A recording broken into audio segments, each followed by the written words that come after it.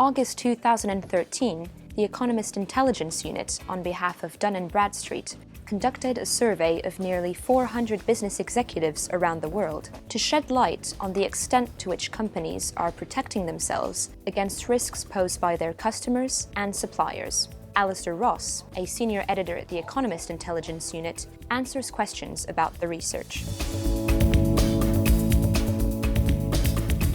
A risk anywhere along your supply chain is a risk to the whole supply chain. So you may be well in control of risks in your own enterprise and in your immediate links in your supply chain. But if something goes wrong way up the line with one of your suppliers or one of your suppliers' suppliers, that is going to hit you. And of course, the further away down the supply chain it is, the less visibility you have, so the harder it is for you to control.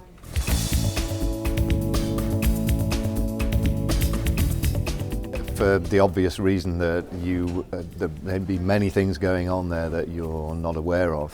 Your main focus is always going to be close to home, with good reason, because the big factors, the ones that every day affect your business, are generally quite close to home. When it comes to risk, of course, you have to look at things that may be of low probability, but that may have a big impact if they happen, and that means you have to take in the whole of your supply chain at places that are more remote, that you have less familiarity with. And when you're operating in foreign markets that you're not familiar with, the range of things that can go wrong tend to be higher, and of course you're going to be less focused on those because you have less familiarity with the region and with the location.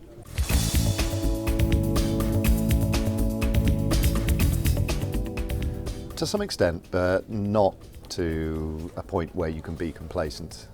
These days, every market is part of a globalized supply chain. It doesn't matter if your focus is entirely on your hometown or your home village. There are going to be links that you rely on.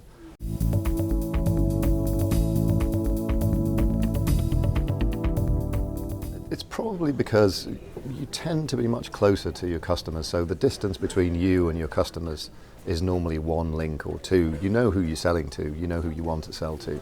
You can see trends in your marketplace. You can normally see them some time ahead. With your suppliers, it's a little harder because you back down the supply chain. There may be many more links going right the way back, if you like, to where the raw materials are sourced from. We had a lot of big events recently that are good examples of how that can affect a business's profitability. And we had floods in China, we had the tsunami in Japan that seem remote. They seem natural disasters unrelated to any particular industry, but because of the integration of supply chains, it means that these impacts are noted right the way through, and people in Detroit were put out of work because of what happened in Japan. So the supplier chain is less easy to track. It covers more distance, there are more links, there are going to be more companies at the end of the day. Some companies have supply chains with 2,000, 3,000 companies in them, and tracking what's happening to all of those is much harder than focusing simply on your own market.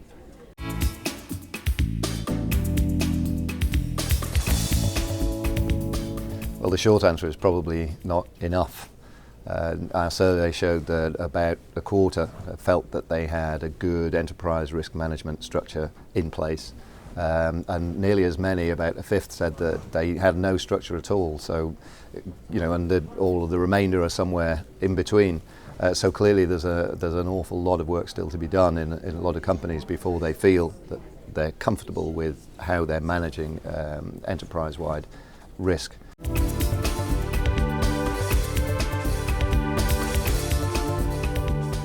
Over time, it will play an increasingly central role. We're still at the early stages, though. I think many of the companies we've spoken to have said that they understand how important good advanced analytics of their data is, and many of them are either already looking at data in that more advanced way or on the verge of doing so. There's no question that business analytics packages are going to be increasingly important.